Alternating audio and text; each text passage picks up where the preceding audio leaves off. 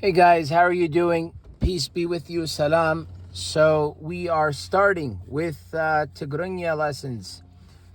This is going to be lesson number 1. We're going to talk about Fidel, the alphabet.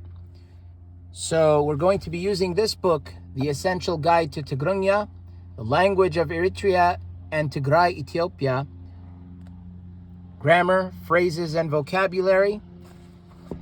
Andrew Tadros, Abraham Teklu. These are the people who contributed to writing and designing this book. They did a great job.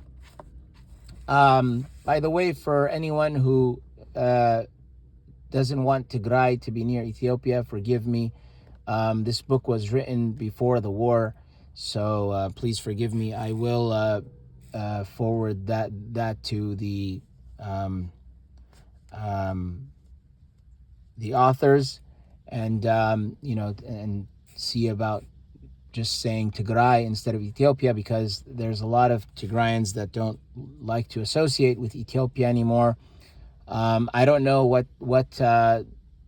it's like these days, but that's what last I knew. So forgive me for that, and forgive them because they did not do this on purpose. I believe Abraham Teklu is Tigrayan, so he would understand. So would Andrew Tadros, of course, as well. But Abraham Teklu, my point is that he's himself is a Tigrayan. So and Andrew Tadros actually worked with the Peace Corps, so in Tigray. So in any case, this is the book we're going to be using. You can find this book on Amazon. It's $20.52 last I checked, which was just earlier today. It's Sunday, I think it's August 23rd. I just checked earlier today. So if you get it on Amazon, it's not that expensive, but it's packed with information. And we're going to be going over it. So let's get started. Let's get started with what we have. I'm only going to read the first 2 paragraphs because of this, how to use this book. Not that it's not all important, but I'm going to go over the first 2 paragraphs because I feel that to the lesson they're very relevant, and so as to save time. So first and foremost, I begin in the name of God, the compassionate, the merciful. I praise and I glorify him as he ought to be praised and glorified. So the arrangement of this book is designed from the perspective of a native English speaker trying to learn Tigrigna. Learning a language can be compared to the form of a 4-legged stool. One has to speak, listen, read, and write. Keep that in mind. Speak, listen, read, and write. That advice goes for me too. The phonetic parts of this book are useful for a beginner to read the language and memorize words and phrases quickly. However, because the phonetic is useless in its written form, it is very important that one quickly adapt to reading and sounding out words that are written in Fidel, in the language of Tigrigna, as well as writing. This book provides an overview of the grammar. While it is not an exhaustive resource on grammar, it provides more than enough information for you to begin quickly communicating with people in Tigrigna using basic grammar rules.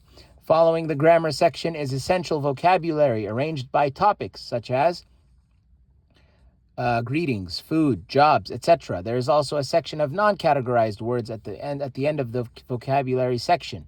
There is a list of antonyms for vocabulary development. Learning these is an excellent way to improve your ability to describe people, places, and conditions. Finally, there is a list of more than 400 common verbs.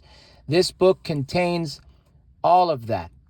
We're only going to go over the grammar. I don't think we'll go that deep into the vocabulary, but it is full of what you want. What you want is in this book. These are printed pages, obviously, but the book itself contains a lot of things that you want to learn, and you want to know, definitely. So let's see what we have here. How to use the pronunciation guide. The Tigrigna alphabet is called Fidel, which is derived from the ancient script called Ge'ez. In this guide, each Fidel sound is translated into English letters using a coding system under phonetic chart. Based on how that character would sound, based on how that character would sound.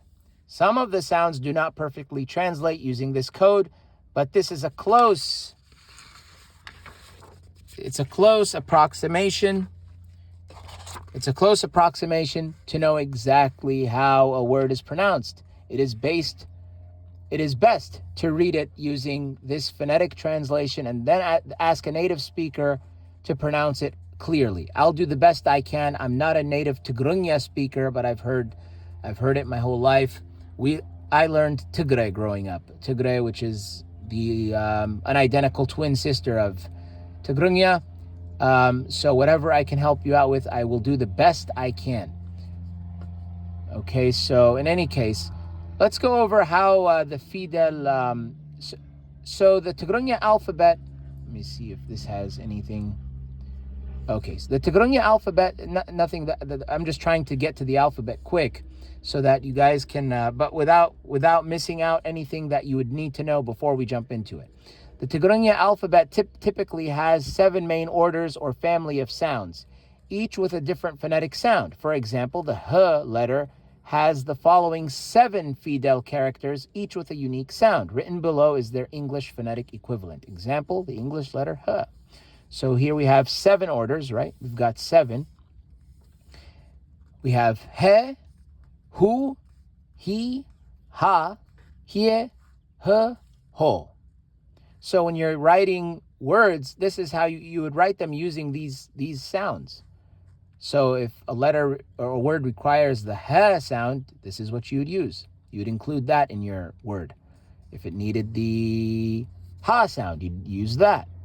Okay? So I want to also talk about this. The Hie, there are two ways of saying it that people say it. Some say He, some say Hie, like in Vietnam. Hie. I am more towards the view that it's Hie. That's what I just believe that that's what it is. I don't have any evidence. That's just what I believe that it is. It could be just He, a lot like a long sound, or Ie. So either one works though. I mean, people say use both. So it could either be He or He. It could be one or the other. So I don't think it would be necessary to go into all this here, although it is important. So all this stuff you want to read when you get this book.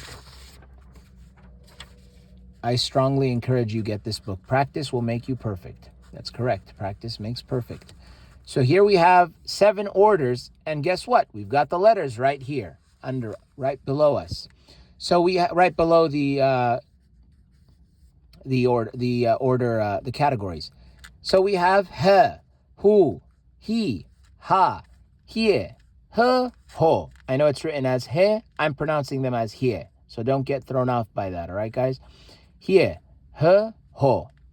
Le, Lu, Li, La, Lie, Le, Lo. He, Hu, He, Ha, Hie, H, Ho. What the difference is between H and H is this is a heavier H, like Ha in Arabic, it's H, and it comes from a place. So if you want to make the H sound, it's like a regular, like you're taking a breath, like. But with the H, it comes from just beneath it, and it's this heavy H sound. H. I can't explain it or describe it any more than that. But you'll find the sound. When you search for the sound in your throat, you'll find it. As a human being, you should be able to produce these sounds. They might be new to your brain, but the more you try and the more you search for them, you will get them. I am of the belief you will get them. I'm 99.9% sure you will get them eventually. You will get them. It takes practice, listening, practice and listening. Practice and listening. You will get it. Okay? So it might be challenging, but you've got to keep trying. Don't give up. This book does a very good job at keeping the person encouraged, motivated. That's one of the things I love about it, is that it keeps you motivated. Don't give up.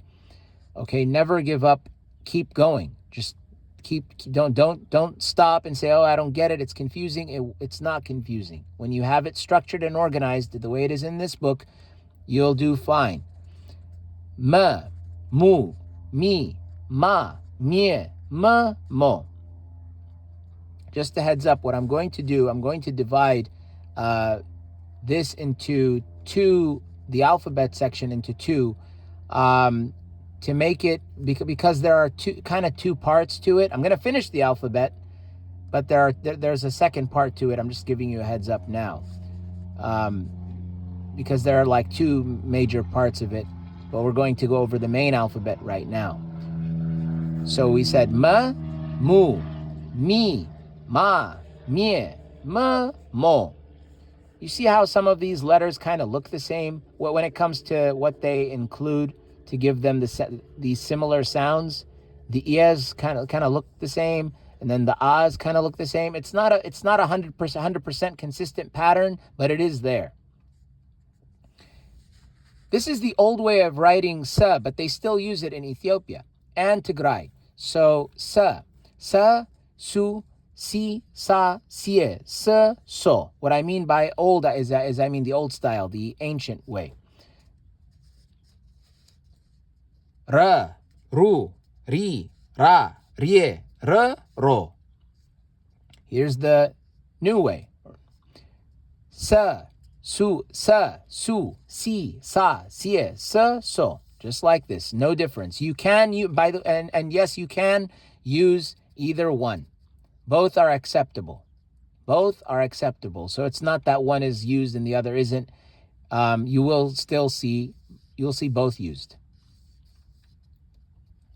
And you can choose which one you want to use. That's up to you. Sha, next we have this. See how the sha kind of looks like a sa, but it has a crown.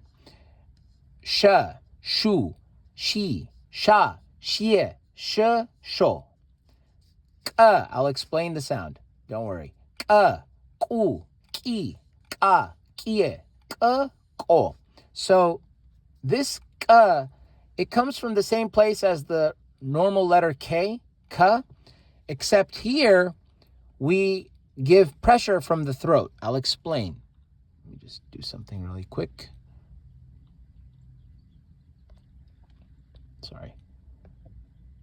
Okay. So it comes from the throat, from where the ka sound comes from, and it makes a ka, ka, ka. It's like this kind of burst, a burst of a K, but not. So let's pretend your lungs and your throat are all like one big road. You want to block that road.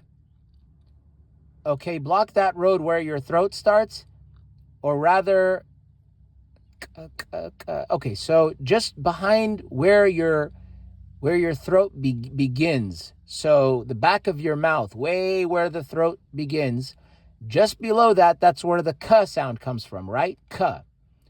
When you close the top and the bottom, right? Ka, right? Same place, but instead of using all the air, that whole road, ka. I'm using the whole freeway, the whole road between my lungs and my throat. Ka. I don't have to do that, but let's just, for the sake of explaining, let's just imagine that. Ka. What I'm going to do is I'm going to block that off above.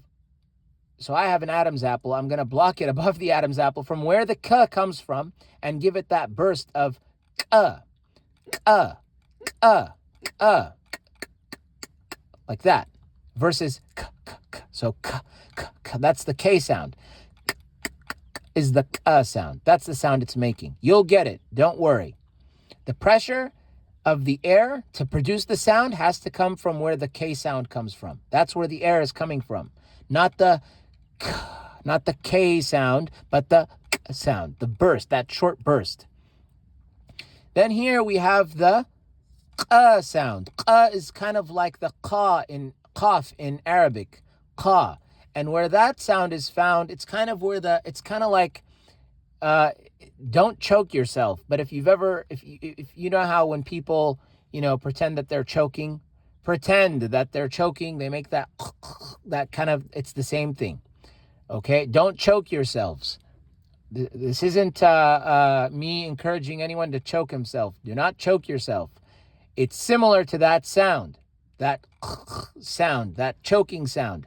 Okay, so, but it's actually a sound in the alphabet. So it's k.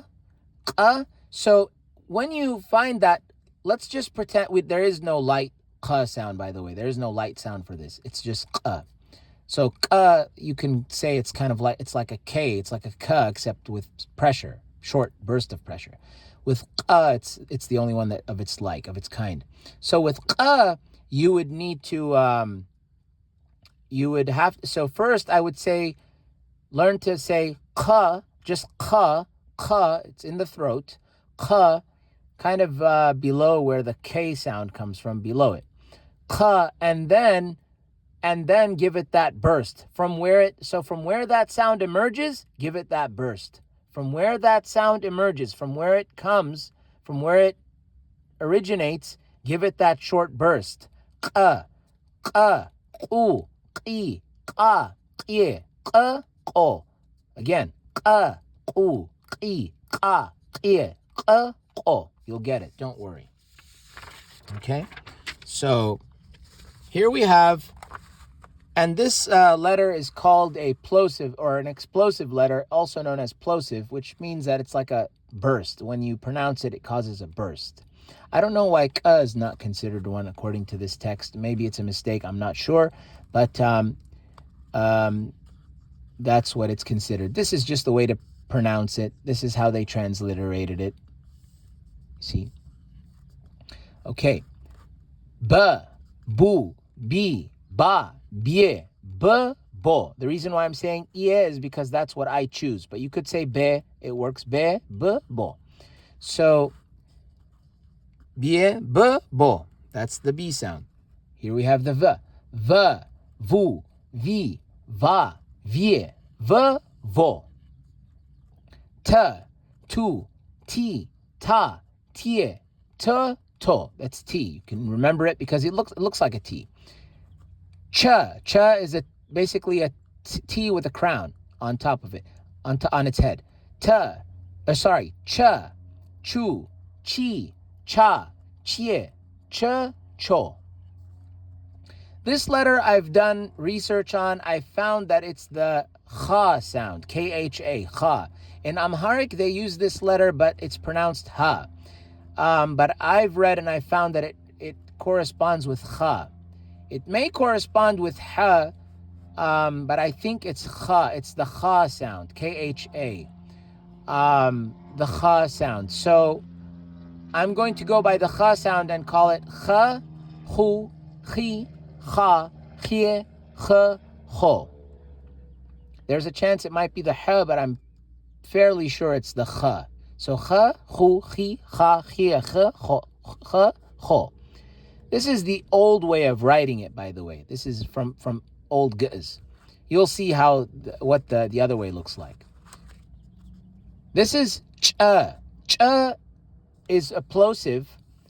There's a burst that comes from your mouth. So it comes from where ch comes from, except you're going to say ch. So where that ch emerges, give it that burst from where the sound comes. Not using all the air in your lungs. No, just the air that's from where this sound starts, and then you just cause a burst. Ch, ch, ch. That's how you'll do it. Ch, chu, chi, cha, chie, ch, cho. Ch, chu, chi, cha, chie, ch, cho. Hear that pressure? The burst. It's a burst. That's why they call it plosive, because it causes kind of, I think that's what I would think, is because it causes like an explosive sound. Ch. N, nu, ni, na, nye. Nye, n, no. Yes, nye, n, no. That's the N sound. And as in Nancy. Here we have nye. I believe this sound is actually, so it could be nye, like just a regular nye, like in Spanish. But I think it's more of a nye. So nye meaning spelled N-G-T-I-E. N with the tilde or tilde and then A. So N, G, N with the tilde and then A. That's what that's how I believe it's actually pronounced. But with a not gnya, no. Nya, nya. Very with that the G being very, very, very light. Nya. Nya, that's how I think it is. I'll check, but that's how I have heard it to sound. Nya, not nya. But I'll check. So I'll verify. I have verified in the past, but I'll do it again because it's been a while. Nya, nyu, ni, nya, nye, ny, nyo. Okay? Then we have u, i, a, ye, o. K, regular K. K, ku, ki, ka, kie, k, ko. And then here we have ch, hu. It just has a crown as well. Or a kind of hat, you can say. Ch, hu, chi, cha, chie, ch, cho. W, wu, we, wa, we, w, wo. Then we have I don't know why this one is plosive, but this is comes from a similar area to where the h comes from. I think they come from the same place even. So it's kind of like a heavy instead of saying well, actually, I think comes from lower in the throat. Not ru, I, o. Ru, I, o. Again, ru, I, o. That's the sound.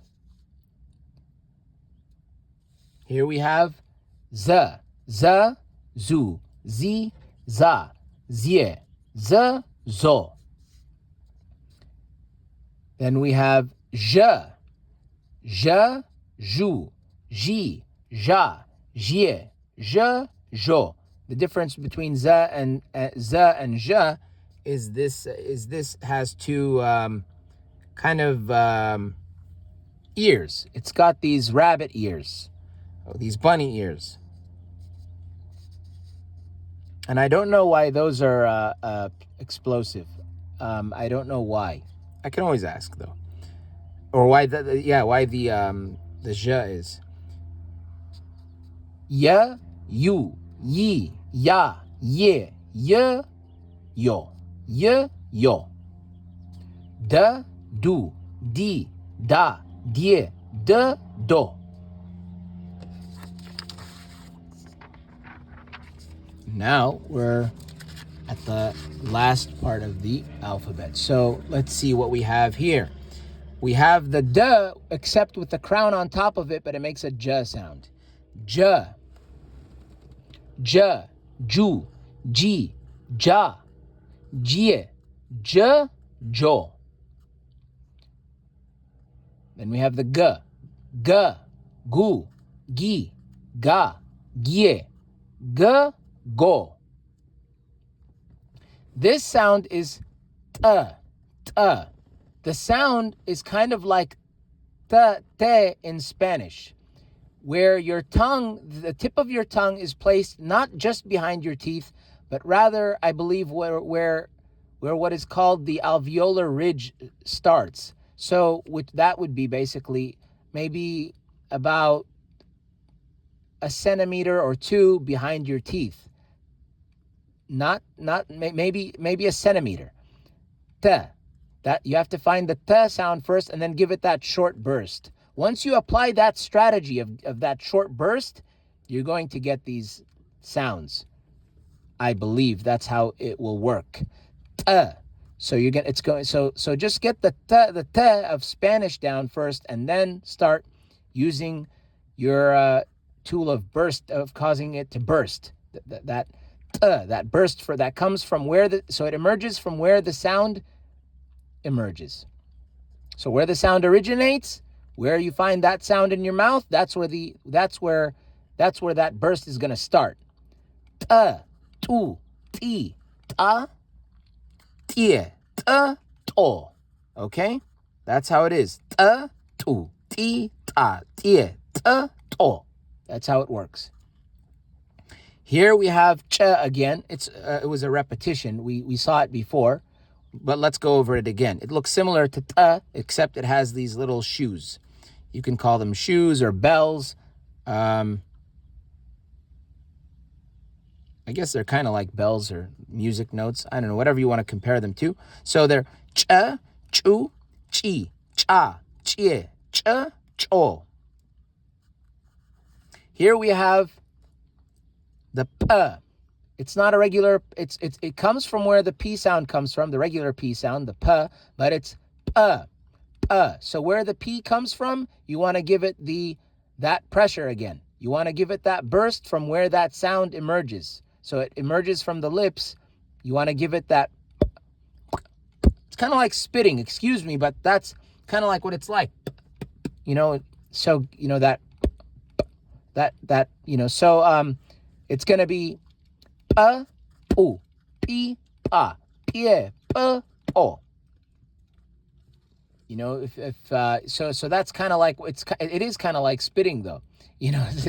I don't want to give you guys a bad example, but that is what it's kind of like. It has that sound. Here we have so is basically but with that pressure coming from where the sound comes from, you want to give it that again from where the sound originates. Give it that little burst, just like with just like with ch, just like with t, and the other letters we mentioned, or letter. I think it was just one. I don't know how many sounds before that we did this with. So t, tu, ti, ta, tie, t, to, t, tu, ti, ta, tie, t, to. I know that's just ts, but it's actually ts, and then there should be either a kind of those upside down e's. I forget what they call them, but it makes an t. Okay. And then this letter is the same sound, but this is the old style. Still used, but it's the old sound. It also makes the same sound. So t, tu, ti, ta, tie, t, to. Same thing. And then here we have f, fu, fi, fa, fie, f, fo. Regular p sound. P, pu, pi, pa, pie, p, po. And then that's where we'll stop. So if you want to form any words and if you want to read words, you're going to see these put together. That's how it works. Read from left to right. We're going to see how it works in words, with words. All it is putting these words together, these letters together, or these vowels, and you end up with words. That's how it works. So if you have any questions or comments, recommendations, anything, leave them in the comment box.